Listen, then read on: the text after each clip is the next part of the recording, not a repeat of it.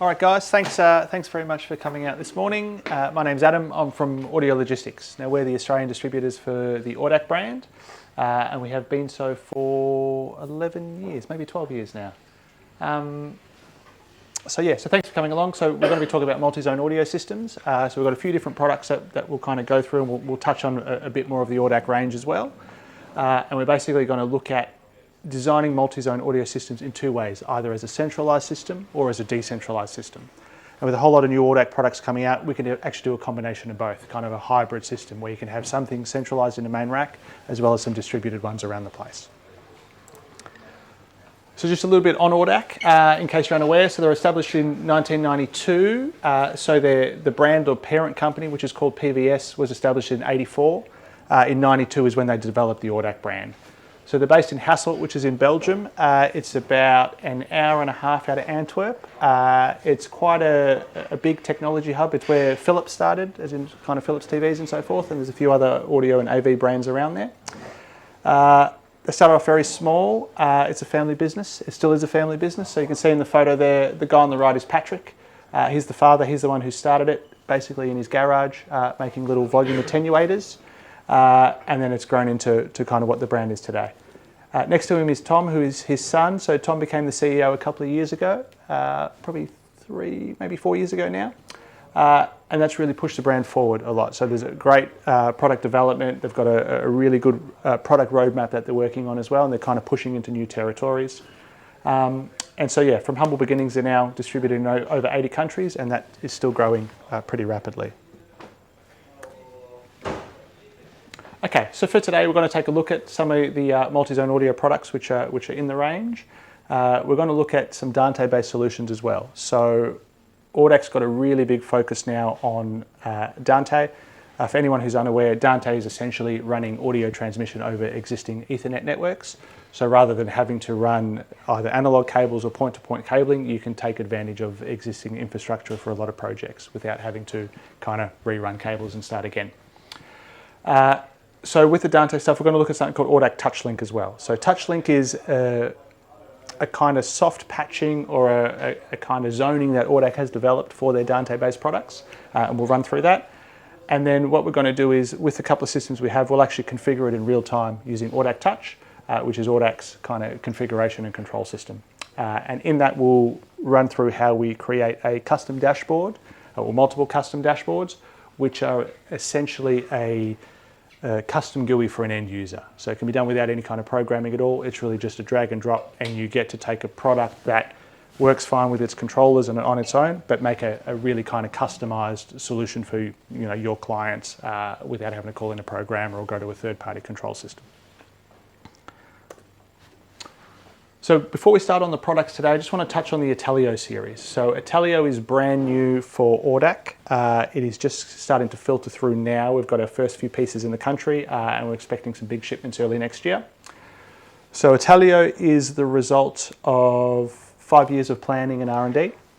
And Atellio, the Atellio range replaces the AUDAC M2, which was AUDAC's flagship processor, which was around for 12 years and just got retired last month. I think stock was exhausted.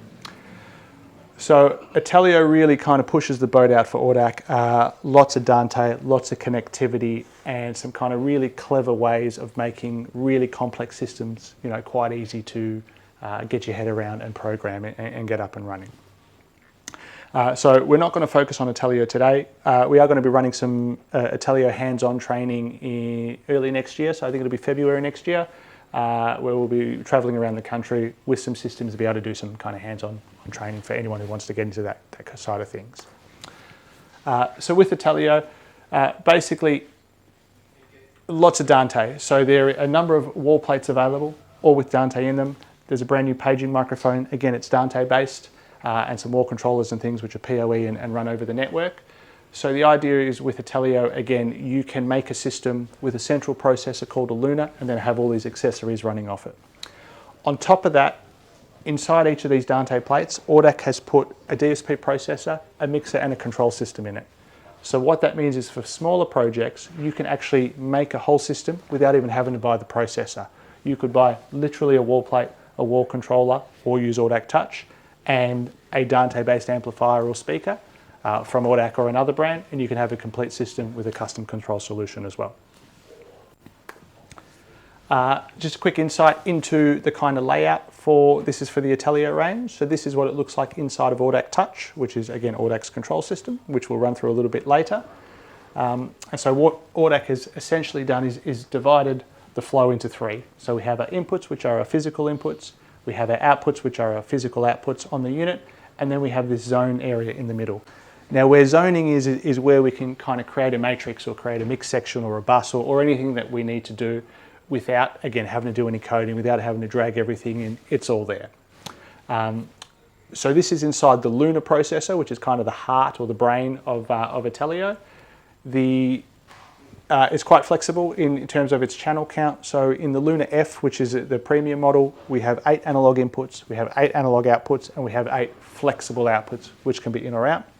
We have 24 GPIOs, which can kind of be seen here, which again can be flexible in or out. So they can be used to receive a trigger from something else and enact on something, or to trigger something externally. On top of that, with Dante, we can get up to 64 in, 64 Dante out inside a single unit. And then on top of that, there is onboard audio storage and playback. So you can actually record directly into the unit from any of your sources. You can also play back from the unit. So if you've got any tones, evac, voice messages, announcements, things like that, they can all be stored and triggered locally. So that's Atellio. It's not the focus for today, but it is the kind of the new way that AUDAC's going, and as I said, we'll be touching on that in the new year. So today we're going to do two different system designs, a centralized system and a decentralized system. So we're going to start with the centralized system, and that's the MTX48, which you can see on the bench here. Now what we mean by a centralized system is that it's kind of, what you might consider a traditional AV system. Everything would live in a rack, in an AV rack. Usually it's all together. You would have your processor or your matrix, your amplifiers and other items there, and then everything would wire back to it. So in this case, we've got one of the wall controllers connected. There's a few different audio input plates that could be connected, and we've got a paging mic as well. And all those are essentially cabled point to point back to that one rack. The opposite of that would be doing a decentralized system. So we have an example of a decentralized system set up here today as well. Now that is the MFA, which is this guy over here, and AMP203, which is a little amplifier on the other end. And we have no connections between the two of them other than them being on the same network. So if this was an installation and maybe it's a multi-zone venue, you might have one in a rack in the basement, another one on the first floor, another one on the second floor. And rather than having to run cabling between them all, as long as you can get network connectivity between them, we can set up a complete system with audio moving between, priority moving between, control between them all, without having to physically run a cable between floors. So we'll go through that as well. Any questions so far? No? Good? Excellent. All right. So we're going to start with our centralized system. So as I said, what we're using today is an MTX48. Now, it's a 4-zone stereo audio matrix. There's also an MTX88 version, which is the exact same product, but with 8 stereo zones.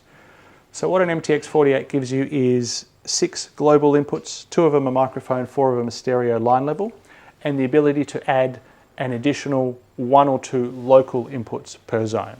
So in this particular case, what we've shown here is the MTX48, a wall controller, which is this one here called the MWX65.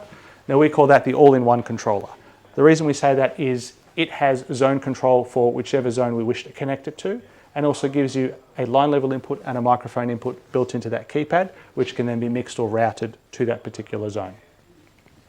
We're also showing here one of the new range of wall plates. So this is called a WP225. It is an in-wall Bluetooth receiver. Again, it will run back via cat cable back to the MTX and can become either a local input for a particular zone, or in the case of these wall controllers, can also be configured as a global input to be sent to all of your zones.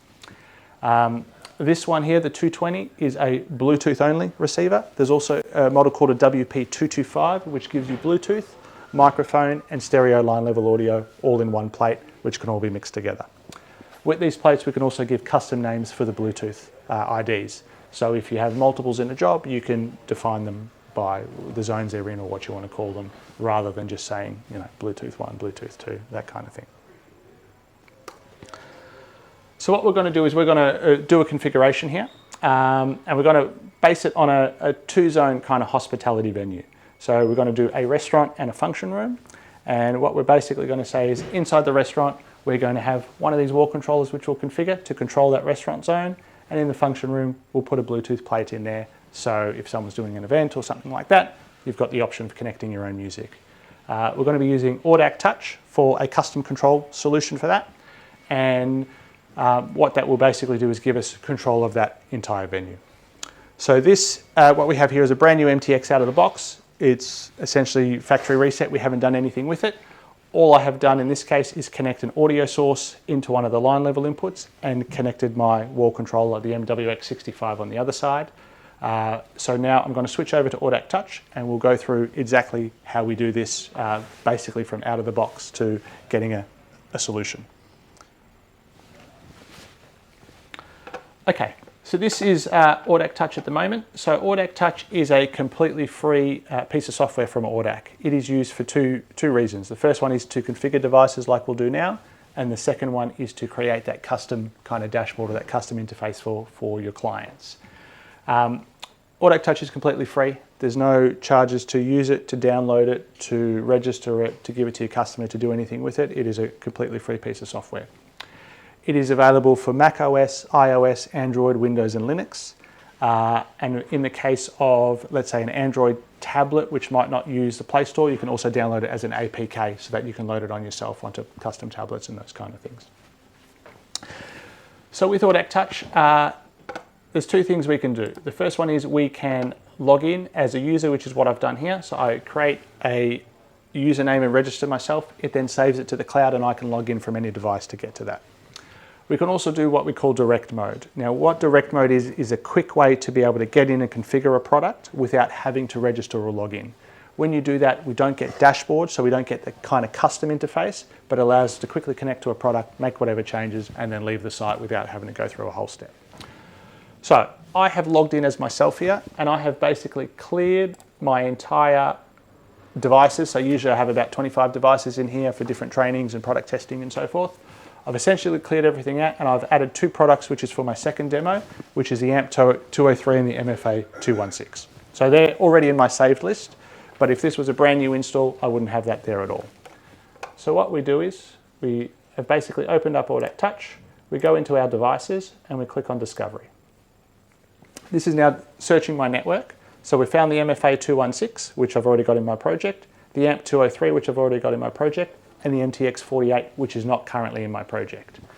So we can see here, we have a plus, which will mean we're adding it for the first time. We have the kind of angled down arrow, which is basically telling me, I already actually have one of these in my project. If I clicked on that here, do we want to overwrite what we've got in there because we've added a different product or we're replacing it, or do we want to add it in conjunction because we have multiples? So again, I've come here, I've discovered it on my network. I will hit the plus button. Okay, it will ask me MTX 48, sure, I'll save that. Okay, this will continue spinning and we'll continue searching the network. So if we were to plug something else in now, it would pop up on our list and we could add that to our project.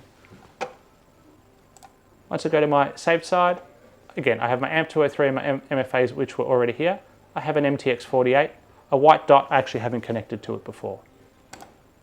So once I click on it, it's got to ask me for my password, which is just the default password for it. Okay, save the changes. We are now into the MTX. So we're now connected to it, we can do things in real time. So for example, I can go in here and turn up some music. So the unit works straight out of the box. There's no configuration to get it going. You connect a source, you turn it up, it's working. Okay. So at the moment we're in the control screen side of it, of devices. So what we're seeing is it's a 4-zone system. So we have zone 1, 2, 3, 4. We have a volume control available for each of them. We have a mute button available for each of them. A drop-down source select, which we can edit, and a full list of inputs. Okay, so this is everything that's currently available in a zone. And as I said, we can turn it up and it will start working. Now, to configure the system, we basically go into settings And everything is kind of based on this menu on the left-hand side. So we can go in, we can change our passwords, we can block settings on the front panel and those kind of things. What I'm going to be doing for today though is we're going to be setting up our 2-zone restaurant system. So I want to configure my outputs first. I would basically go into zone 1, and instead of calling it zone 1, this is going to be my restaurant.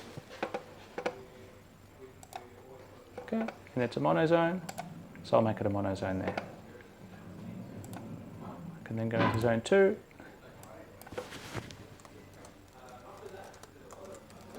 And this is my function room. And again, if I had some more zones, I could continue on in that fashion. Okay. Now, if I was to go back to my control screen, we now have a restaurant and function room rather than zone 1 and zone 2. If we had the app running for a custom control, those names would automatically move across. Once we send things to wall panels, those names automatically move across. So you only have to define it once in the product itself, and then it pushes out to everything automatically. I'll do exactly the same thing with my inputs. So I would go into my input, and we will call this music.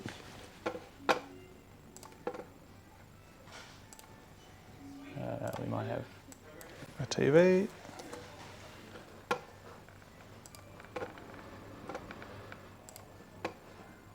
And we'll call this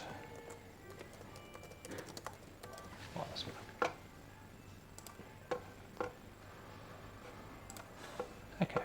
So you see at the moment now, again, my names have automatically updated themselves there.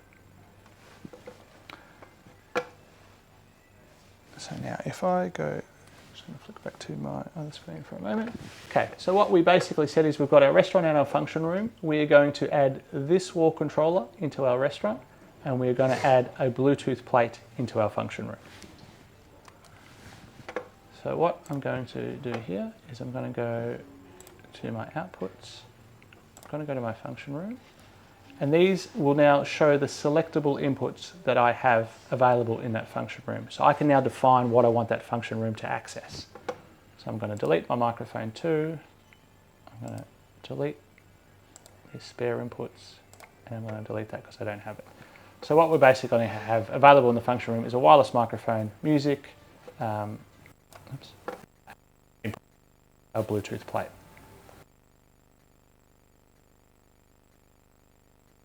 For the restaurant, if I want a completely different mix of things, I might say we don't ever want the microphones in there. And you can simply go back and add them later. Absolutely I can, yeah. So if let's say I delete TV accidentally and say, oh, hang on, I didn't want to do that, I can just click add, and everything is here again, and I can put TV back in. If I'm going to have the same mix of inputs in multiple zones, then I can just simply hit duplicate here and pick, I'll do it on that one, and basically copy that so we don't have to build it every time from scratch.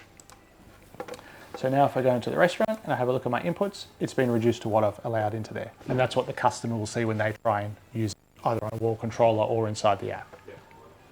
As opposed to something like Zone 4 where I haven't made a change, where it shows everything.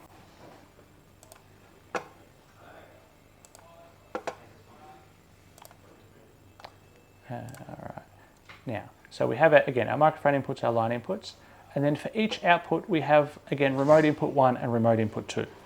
So in this case, we're going to have a remote input 1 in our output 1, which is our restaurant zone, which is going to be the audio inputs on this particular keypad. And in output 2 or zone 2, our remote input 1 is going to be that Bluetooth wall plate. So this is where we can define the names for these areas. So instead of remote input 1, I'm just going to call it keypad input.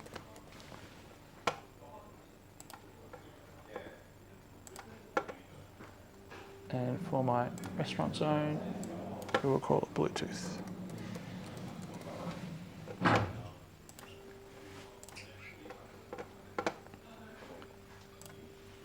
So we now have a keypad input available inside of the restaurant. And if I go into the function room, we now have a Bluetooth plate available. That now could be used if you had the app and you downloaded the app or created a dashboard for the customer. They would see all these things, the names are done, it's basically ready to go. So it's a 5-minute process to kind of get that going, and it's up and running. There are some other things that, of course, we can do on top of that. So if we had a paging microphone, we could set some paging volumes for the rooms. If we wanted to put priorities on any of our microphones for ducking and those kind of things, we could do all that as well. Of course, there's some network settings so that we can change our IP address, etc., to match the network it's going on to. So now if we look at peripherals, what we basically have to do is define our wall controller over there. Now, it has already auto-discovered it and given it address W001.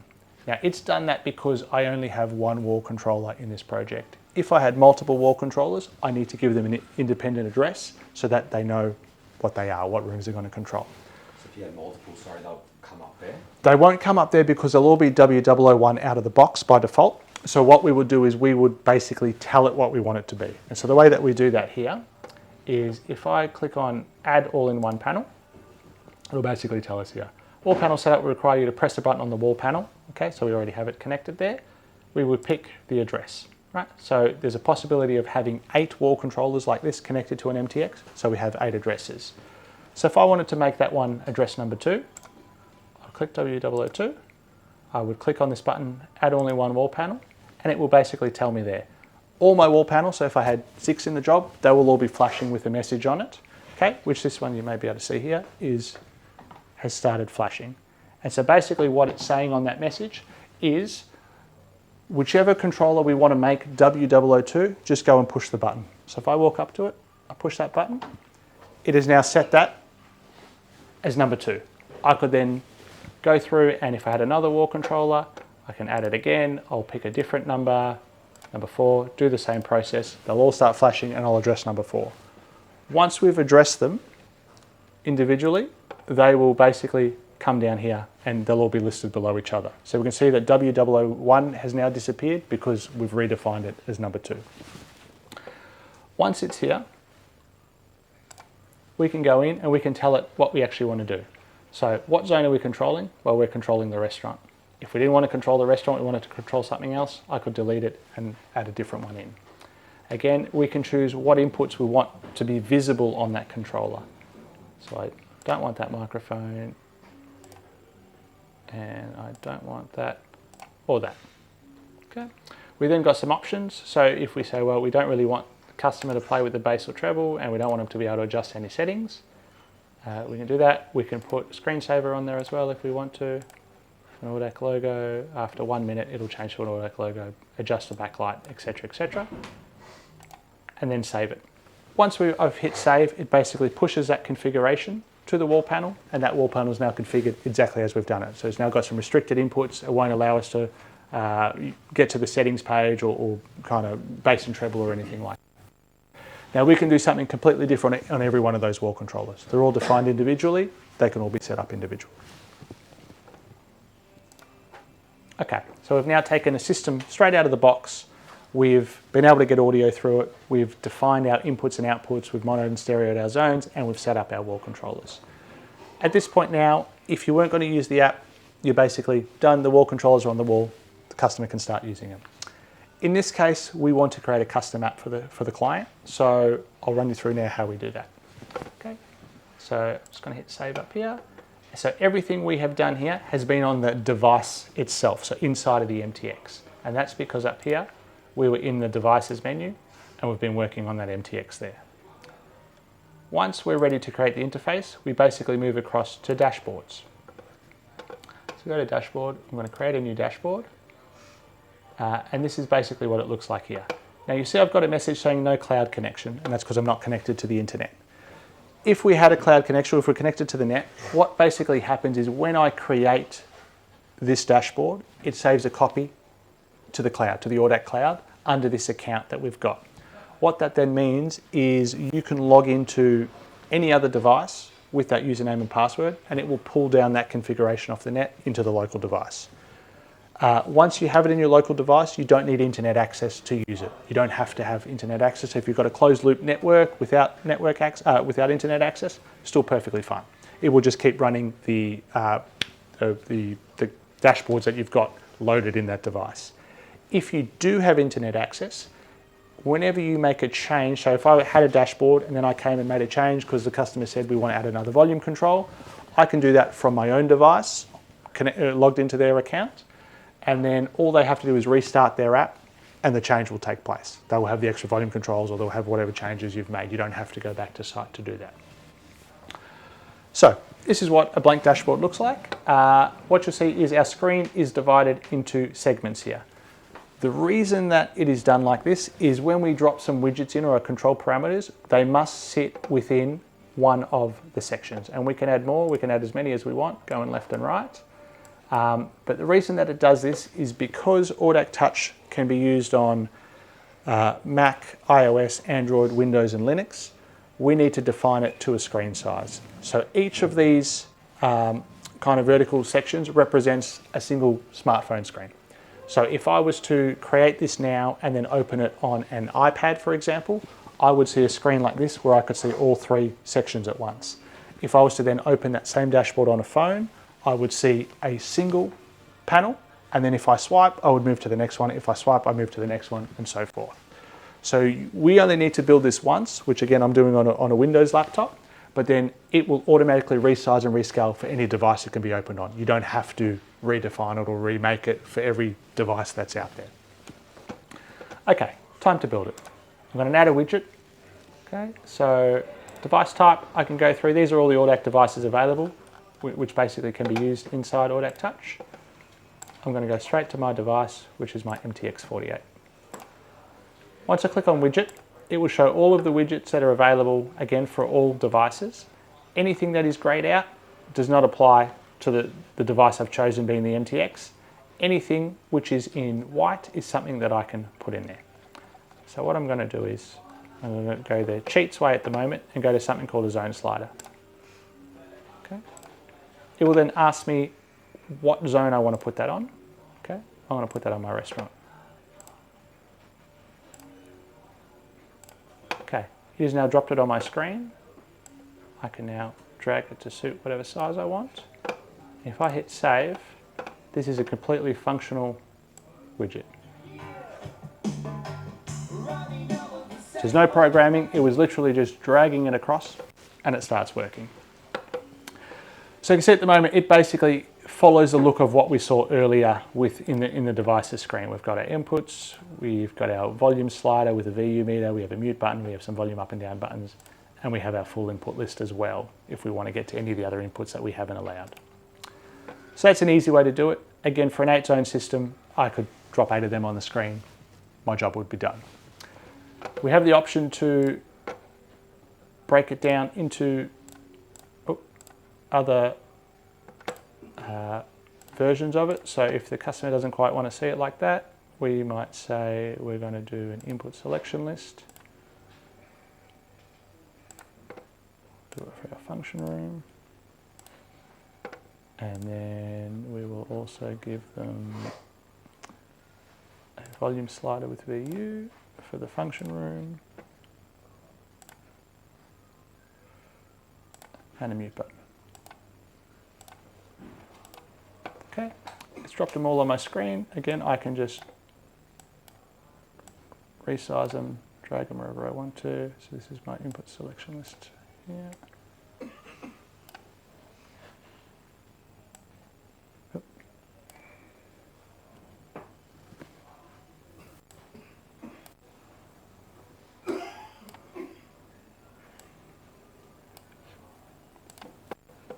Okay, and so again, it is all fully functional straight away for that zone, and so on and so forth. So it's possible to keep building this as big as we want. As I said, we can swipe left and right as many times as we need to make an unlimited size system. Now, if we had, we have multiple devices on our network at the moment. So again, currently in our project, we have an MTX, the AMP203 and the MFA216, which we'll jump to in a minute, but I can add widgets from a completely separate device. Playing.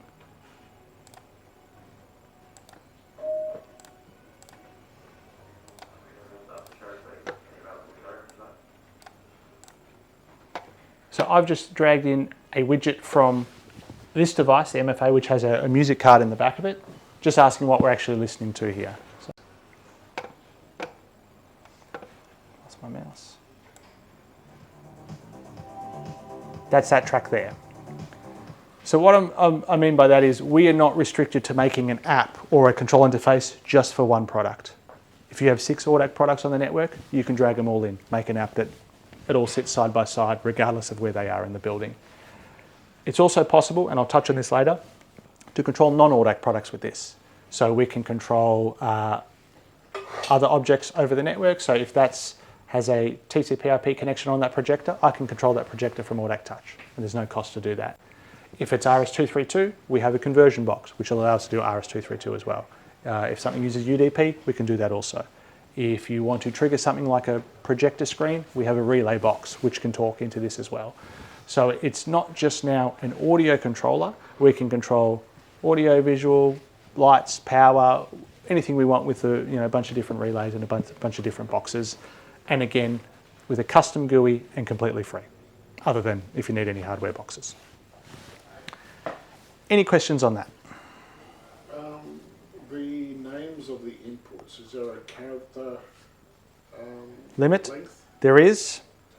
I can't remember what it is. I'm going to say it's 18 characters or something like that. And it's basically defined by what will fit on a screen here. I think it's about 18 from memory, somewhere around that. Same with the zone names as well.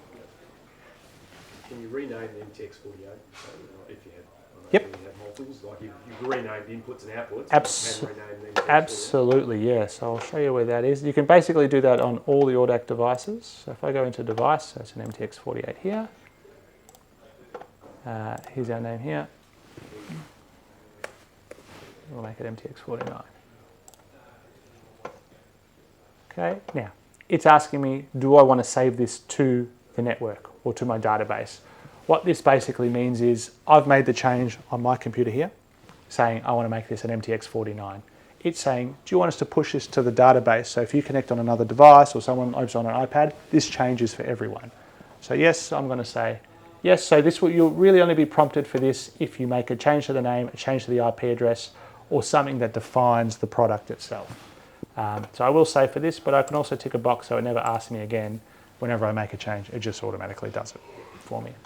And now if I go into my devices list, it's now MTX49. So the product is the MTX48, but the name I've given it is an MTX49. So if we had a job that had 4 MTX48s on it on 4 different floors of a building, we'd have MTX48 4 times, and then we'd have first floor, second floor, basement, garage. We can also add a device manually. This doesn't happen very often, but sometimes on certain networks there might be some security settings which will stop the auto discovery. It is like a security feature on a network. So then we could basically go into add device. We could choose whatever device it was. So again, all the AUDAC devices are listed here. So if I had another MTX, I could basically go in there, tell it what IP address I'm putting it on, and it will drop it into my list for me there. Now, if I try and click on this, it won't do anything because I don't have anything on that IP address. So this doesn't happen very often, but again, on some networks where there's quite high security, it won't allow that broadcast to go through and for it to pull back the data. Now, if there is ever a problem on a network where you can't connect to an AUDAC device for whatever reason, we have a full ports documentation for that, basically that you can pass on to the IT department saying what ports we need open for full communication, both for device itself and communicating via AUDAC Touch or any other controller. And again, it usually happens in very strict environments, so it might be in a school, or might be maybe in a RSL or a venue where they have gaming machines or anything with it. You kind of have some heightened security on it. Sometimes they'll put some port blocking on. You can basically pass on the documentation. They know which ones to open, and it tells them exactly why, what each port does, why it needs to be there. Okay, so again, that is an MTX, whether it's a 4-zone or 8-zone, it works in the same way, straight out of the box to getting it up and running. Okay. Yes? With the IP addresses, I'm assuming they're all going to be the same out of the box. They are all the same out of the box. Is it printed on the box? Yes, it's in the user manual, correct. So every AUDAC product works in the range of 192.168.0, and then they're usually 190 something from there. So it's 192, for something like the MTX, it was 190 for M2, it's 193 for the AMP 523, 194 for APC, so they're all kind of in that range. For the products which have an LCD screen on the front of them, they can also run DHCP. Anything that doesn't have a screen on the front, they don't allow DHCP on. You're basically a fixed IP address where you must get into the software and change it yourself. They don't allow, the other reason they don't allow any DHCP on something like the matrices is anything that you want to control remotely, you must have a fixed IP address so that the app knows what it's talking to. So if we had 3 MTXs in this job, we'd have 3 different IP addresses and the app knows which zone we're talking to on which box. So without a screen on the front, they don't allow any DHCP because what will happen is, oh yeah, we're connected to it, I've programmed it, and then someone powers it down, powers it back up again, it defines a new address, and we've lost complete control.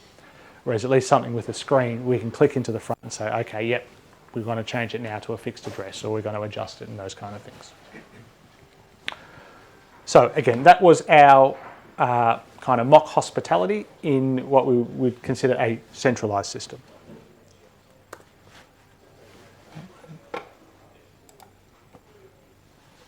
We will now move to, again, what we would call a decentralized system. So we have 2 devices in this project here. An MFA 208, which is what we call a multifunction amplifier, and our AMP 203, which is a mini Dante-based amplifier. So the MFA 208 is a kind of standalone all-in-one 2-zone system.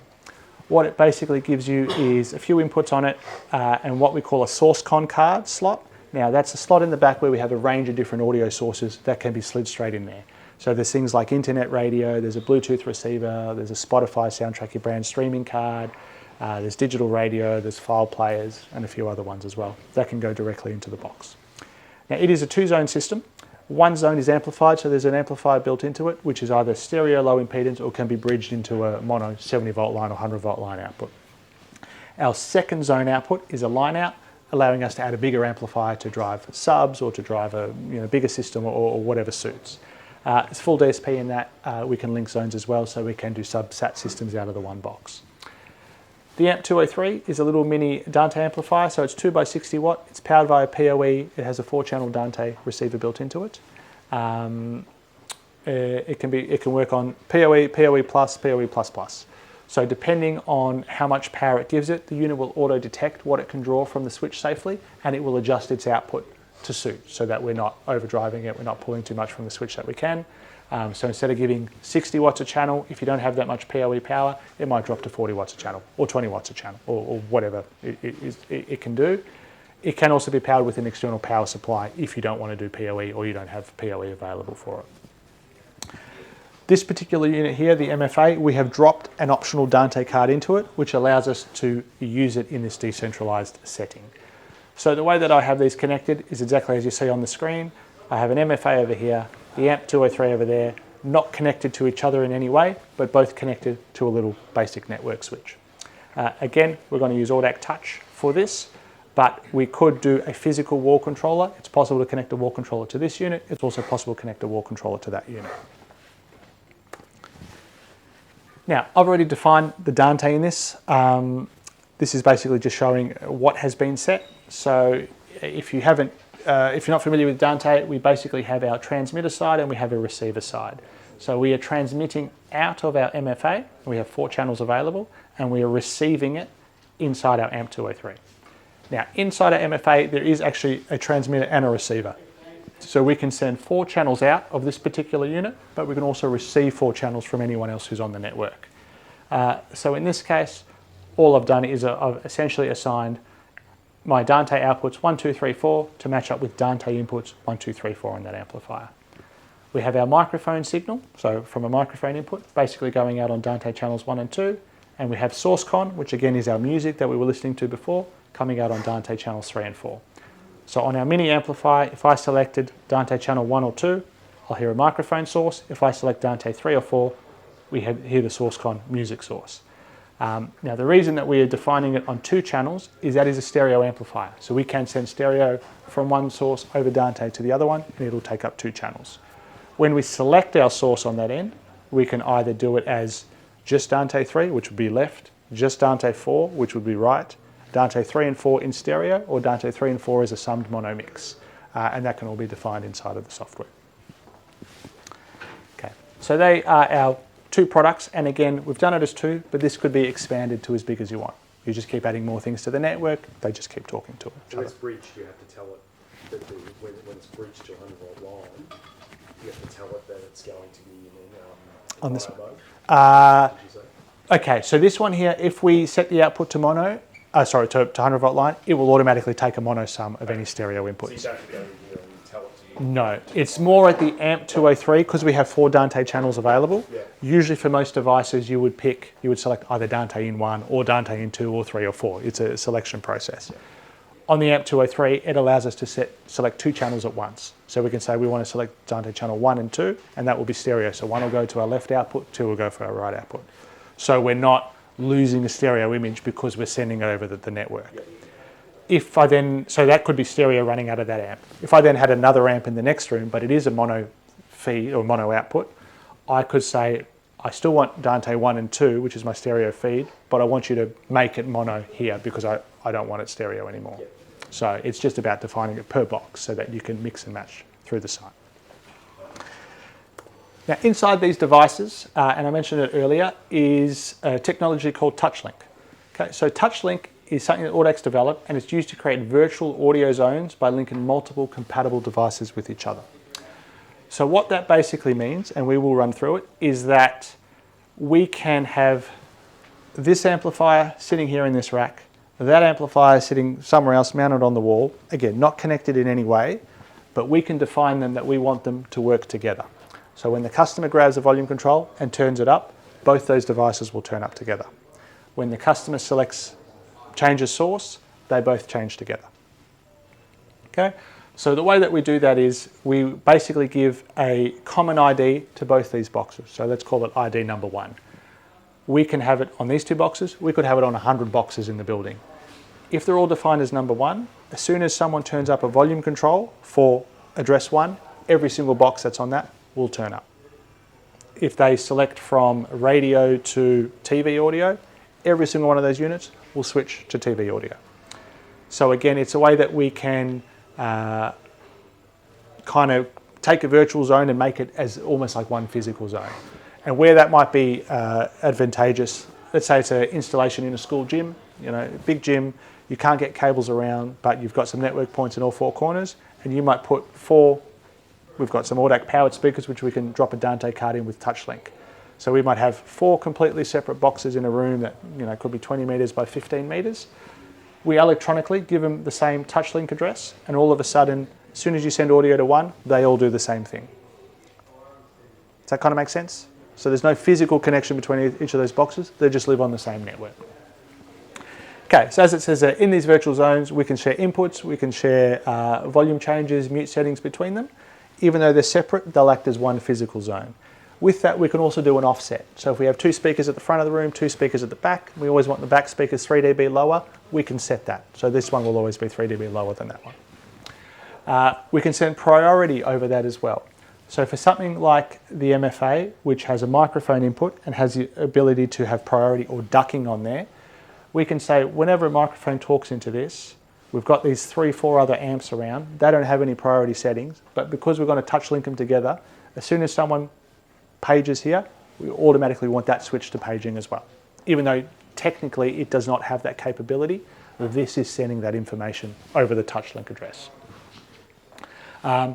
With this as well, it's also possible, I said we can have physical controllers. I could have a physical controller connected to this unit here, and if I turn it up, it would control that box as well as this one because we're linked together, even though there's nothing physically connected to that. And again, there's no limit on that.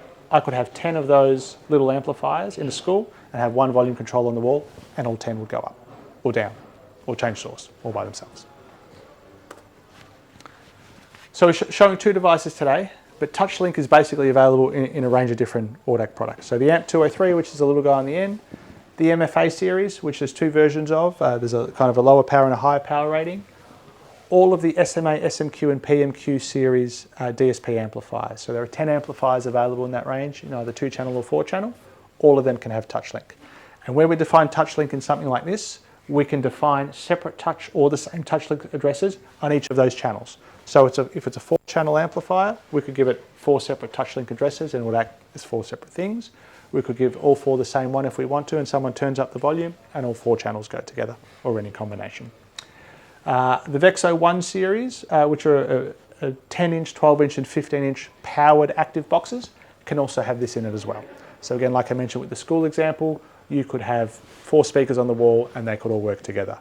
You can have any combination of any of these products and they can all work together. So on address number 1, we could have 2 powered speakers, we could have 1 channel of this amplifier, 3 channels of the next amplifier and the mini amp, and they all do the same thing.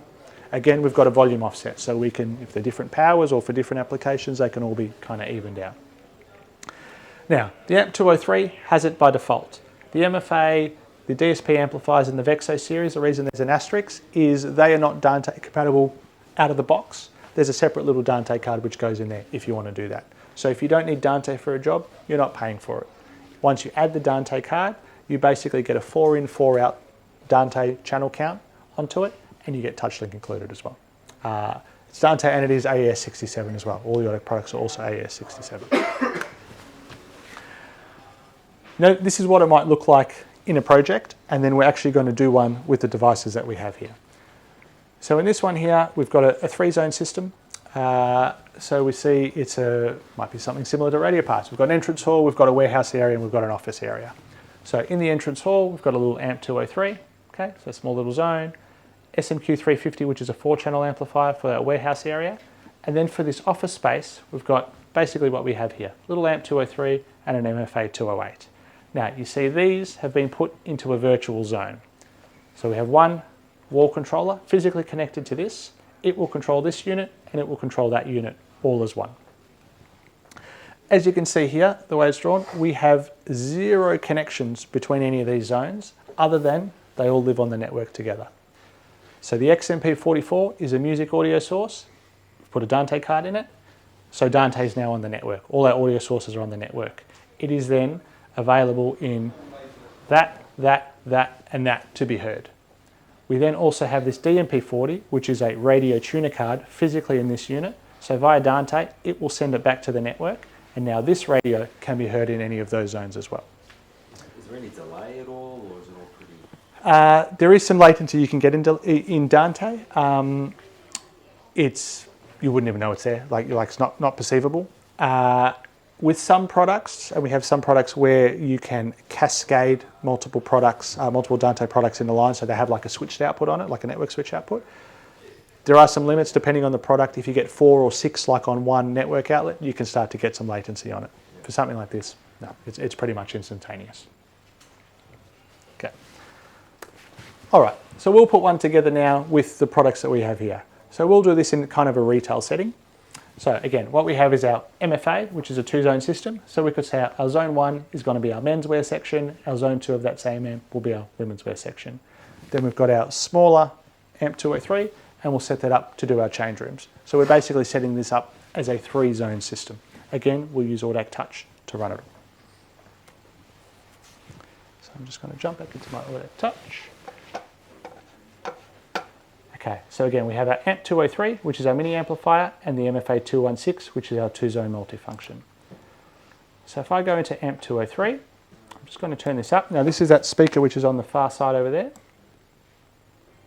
Okay. So this is just to show that we've got some audio coming in on Dante 3.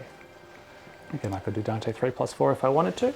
Now, again, this audio is on a card which is physically located in here. It's being sent over the network to my network switch and coming out at that end over there. That RJ45 in the back of that speaker? No, that one there? Yeah. No, so that one's a speaker cable. So the RJ45 is that one there. Oh, yep. And then it's just a bit of copper cable which goes into that one there. Yeah. If it was our Vexo series, which is the larger 10, 12 and 15, the RJ45 directly into the back of the box. You don't have to make any other connections. It's got a card if you want it, yeah. Yep. So you could buy it without it. It's just a powered box with 2 analog inputs. If you add Dante card to it, it gives you 4 Dante inputs as well as your 2 analog. And then what it also does is it takes your analog ins and puts them on a Dante out and sends them over the network. So again, if you had 4 powered boxes in a room, you could plug in a microphone into box number 1, as in via an analog mic cable, and it would automatically send it out to all of them for you because it puts those inputs out onto Dante, so you've got kind of in and out on each box. So the other product that we have here is a MFA 216, which is the one on this side here. And again, we've got that same audio available. Okay, and so what that basically looks like is I've made a little dashboard for it. Okay, so we have our 2 zones. So again, this could be our menswear department. We can listen to some music. We then have our change rooms over there, and we can listen to some music. So we have 2 completely separate zones on 2 completely separate devices with just the audio source being sent over the network from one to the other. Now if we say, okay, now we want to define this so that they work together, we want to make them a touch link zone. What we would do is go into my MFA 216. Okay, so it's my amplified zone, which is my zone 1, which is what we're listening to.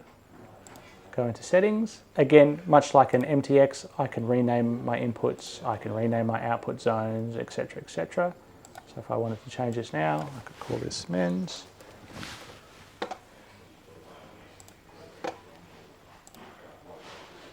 And this could be my women's zone.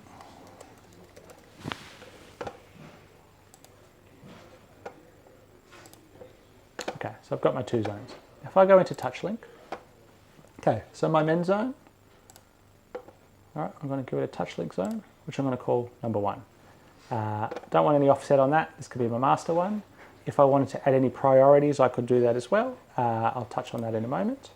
So I now have my men's section is TouchLink zone 1, my women's, no TouchLink. It's a completely separate zone. I would then go into my other device or devices.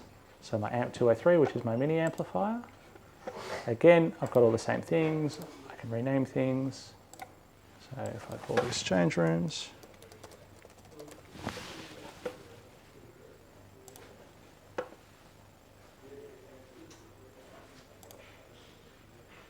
And go to TouchLink.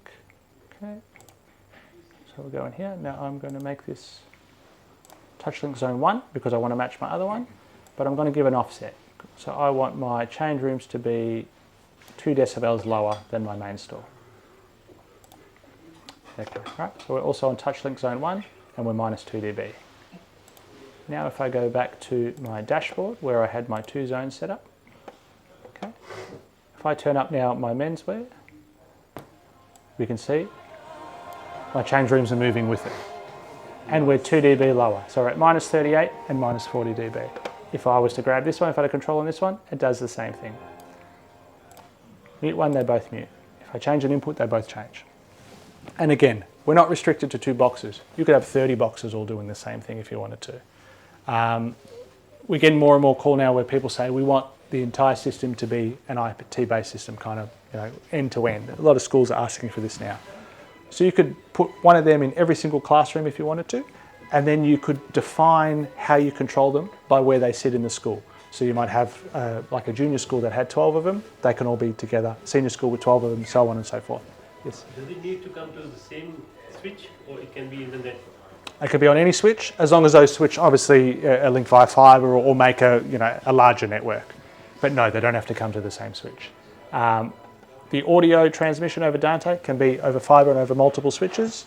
The TouchLink can be the same as well. It's just like a control protocol. Again, what it means is they could be in 10 different classrooms and I could put a physical wall controller outside classroom 1 and it will control all 10 of those classrooms regardless of where they sit on the network. Does it matter if they're 8 ohm 100 watt line speakers? That particular amplifier is for low impedance only, but you could put an external transformer on it and make a 100 volt line if you want to. And again, that's just one example of it. So any of the other products that we have, you can do as well. So it can be 4 powered speakers in the gym, it can be 2 of them in classrooms, it could be 1 of them in junior school, it could be a bigger amp in wherever else, the art centre. Lots of different things that can be done there. So you can configure it mono and stereo, like for a classroom, you have mono. Absolutely. And then you can configure it stereo for... Correct. And so if I go, I'll just jump into so if I go into that amp 203, into my settings, again in my outputs, I can basically go in here, Okay, I can change my phase. I can, again, this kind of auto standby and things like that. Here's my power limits. You know, basically I can change my power limiting based on PoE and those kind of things. But yeah, we basically go in and just define mono or stereo in it. There is some DSP in this little amp as well. So we've got the ability to do some processing and things like that if we want to. Load a preset for a particular box. So essentially every AUDAC speaker product has a preset available. If we have a DSP amp, you can load that profile in one step and it basically loads it for you. You can then make changes to it if you want to. It's just an average DSP one. Yep, exactly right, yep. And there's, what's the time? I'll touch on it very, very quickly up here. We can basically go into, it's what we call wave dynamics. So I can go into an AUDAC preset, so an Atellio 6 for example, and kind of see what's there. It'll basically tell me everything that they've done to it to get to this preset. If I then wanted to make my own version of it, I could duplicate it. Okay, and what that does is that puts it into my presets here. So Atellio 6 copy, and then I can go through and do whatever I want to it, and then basically save it and export that to a USB stick, plug it into an amp. If I've got a Dante-based product, I can send it over the network to the amp and put it that way. I can also export it as a complete system. So if I have an SMQ amplifier, which is a 4-channel amplifier, I can define a complete system. So I might say I want to put this speaker on channel 1, this speaker on channel 2, and I'm going to put, do I have a sub in here? Yes, I'm going to put a sub on channel 3, hit next, give it a name, and then basically I can put that on a USB stick or again over the network and define all 4 channels of an amp with one thing. So if I'm doing, again, speakers and sub and I'm doing 10 rooms with it, I don't have to put each one in individually. I can make it once and then say, yep, I'm going to export it to all 10. So it's just a way of Taking for one channel, like you want to do a bar area or just a bass or something like that. exactly right. Yes. Again, and once it's in there, we can certainly go in and make any changes to it, or we can do it from the front panel of the amp as well. In the case of a DSP amplifier. All right. So Dante Quick products. So as I said, AUDAC is kind of pushing forward with a lot of Dante products now. So the Atellio series, which is that new processor series I was speaking of earlier, we have 2 main processors, both Dante capable. The Luna F can be 64 in to 64 out. The Luna U can be up to 32 in to 32 out. These are a bunch of wall panels, which are all Dante based, which are the ones that I showed earlier, which have a mixer section in them, a DSP section, a control system, and a 4x4 Dante card and some inputs.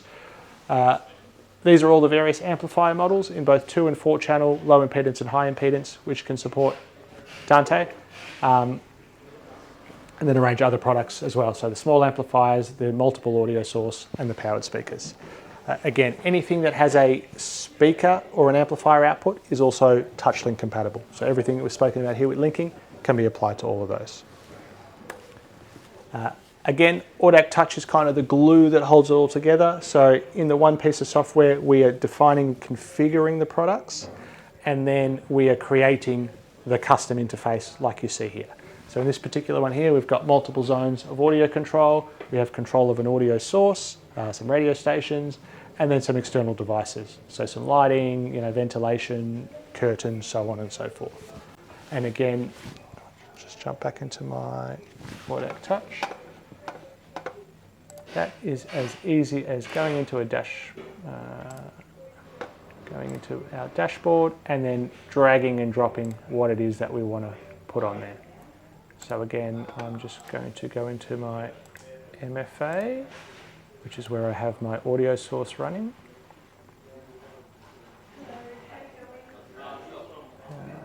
Player control.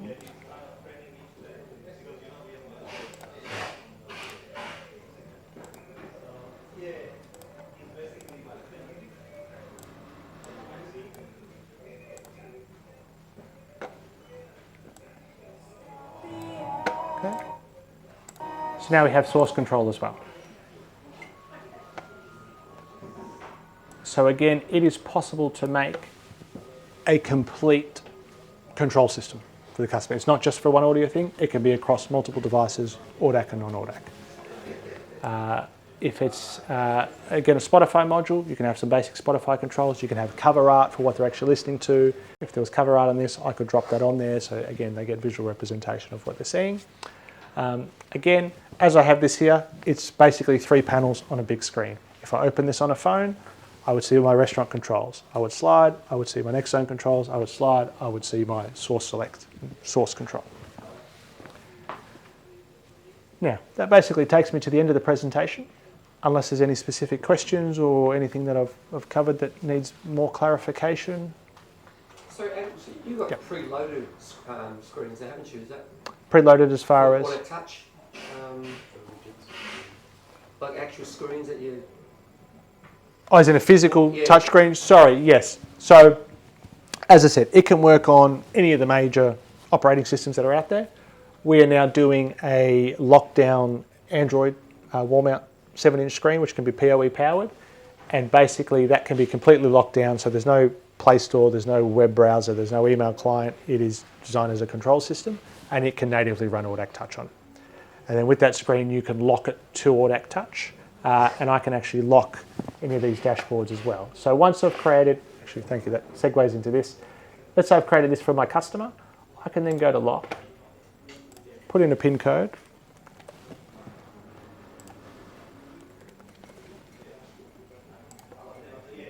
Okay. So it's just like your phone, I guess. Yeah, and so now what it's done is it's removed all of the kind of editing features or anything else, the back arrows. The customer is now restricted to just seeing this screen that I've given them. Can you lock down the web GUI now? The web GUI, You know, you can log into it by the IP address. not many products you can do that anymore. Yep. So that used to be when Flash was a thing, that you basically had that, and yes, you could lock it into there was a user level and an admin level. Today, the only product where you can log in via the web GUI is the XMP44, which is like, again, a modular audio source where you have 4 of these audio cards in there. Everything else is through AUDAC Touch today. What would happen here is if I was the customer and this was my version of AUDAC Touch, if I now exited the app and came back in, it would automatically boot to this screen because I've locked them to this. They can't get to any of the back-end settings. What it also then means is if you go back into a job and you want to make some changes to it and you're on site, you don't have to get your laptop out, you don't have to do anything. You can basically come up to their unit. If you swipe down on the screen, it's going to ask you for your code. You can unlock. You can now get in, make whatever changes you need to make to your system, and then go back and lock them back down again. You do have the option of multiple dashboards as well. You can have multiple dashboards available to the customer in a project. So you can choose, if, again, let's say there's a 2-zone bar restaurant, and they have an iPad for the bar and an iPad for the restaurant. You can lock bar-only controls to one, restaurant-only controls to the other. And then for the manager who might move between, you may give them access to both those dashboards so they can walk through the venue and switch between it as they need. If you can have multiple venues inside one if you really want to. So by that, inside my devices, let's say it's a pub group, I can drop multiple MTXs or whatever it might be for their various venues around and have multiple dashboards. So if there's an area manager, they could walk into the venue, open up the dashboard for that venue, and it will control it. They can then walk down the street to the next one, open that dashboard, they'll be controlling that one. So, anything else? Just touching on Soundtracker brand again. On Soundtracker brand, yeah. Yeah, can you just touch on it? Absolutely, yeah. So, AUDAC has a streaming card available, which can work in the MFAs and also the XMP. Now, one of those cards is the NMP40, so it's a streaming card, so it supports both Spotify and Soundtrack Your Brand. So I think we all know Spotify. Soundtrack Your Brand is part owned by Spotify, or part of the Spotify group, I think, and they are commercially licensed for music in commercial spaces, whereas Spotify isn't. Spotify is a domestic product for personal listening. Soundtrack Your Brand allows you to legally play that music in public spaces. Now, you still have One Music licenses and all those kind of things. It doesn't stop that, but the music is licensed for commercial use. It works a little bit different to Spotify. You don't pick individual tracks like you would on Spotify, but you can take a Spotify playlist and drop it into Soundtrack Your Brand, and it will create a playlist based on that genre. in Soundtrack Your Brand, you set up a schedule. So you would say at 9 o'clock in the morning, we want jazz, or we want this particular list. At 11, we want that, so on and so forth. And you save that, and it will essentially move through that playlist through the day or through the week without the user having to intervene if they don't want to. In the case of the AUDAC NMP40 card, what it does is when you're using Soundtrack Your Brand and it's streaming, it will also download about an hour and a half's worth of music from your playlist and store it locally in the device. So if your network goes down or something goes offline or something happens, it will revert back to its stored content and continue to play music for you. Once the network comes back online, it will switch back to the live feed from your stream, from Soundtrack Your Brand. They do the exact same or very similar thing with their internet radio card. So it will be streaming internet radio. If that network goes down, there's a USB port on there as well. You can have a USB stick in there with 1,000 songs. It will auto switch to that while the network's off, play some music for you. Once the network comes back online, it'll auto switch back to your live feed. That's a paid subscription with Soundtrack Your Brand. For Soundtrack Your Brand. I think it starts at about $32 or $35 a month. Is that So. one too? No, I think it's just Spotify. Someone else. Media. Which one? Mood. Is that, oh, that's enough. Yeah. Yeah. So for the moment with the streaming cards, there are two services supported by AUDAC, which is Spotify and Soundtrack Your Brand. They are working at some point on a variation of that card, which will allow for third-party APIs to be loaded into it. So if you had a Mood Media or you had a Nightlife or you had someone else who doesn't have an app which is officially supported, if you can get the API, you would be able to basically tap into that and have control of that as well. Don't know when that's happening, but they're working on that, and they're basically working on that for large rollouts where someone says, hey, I want to do 150 stores, and this is what we're doing. We have our own music streaming service. You can jump into that. Now, currently, if there's any projects like that where someone has their own hosted station, you can take the AUDAC internet radio card, and you can actually put in up to 50 custom stream stations in there. So if they say, brand A streams because we want to stream it to 100 stores and we all want everyone to have the same music, you can basically load that detail into the card and that is what they stream from. And you can have multiples that they can switch between. So that again, it becomes a one box solution. You don't have to have an external stream or you don't have to external computer or something doing it. All those kind of things, yeah. Yeah, so it allows you to basically pre-configure something. If you're doing multiples, you can save the configuration to USB, plug it into the next box, hit load, and then roll out 100 of the units without having to build it from scratch.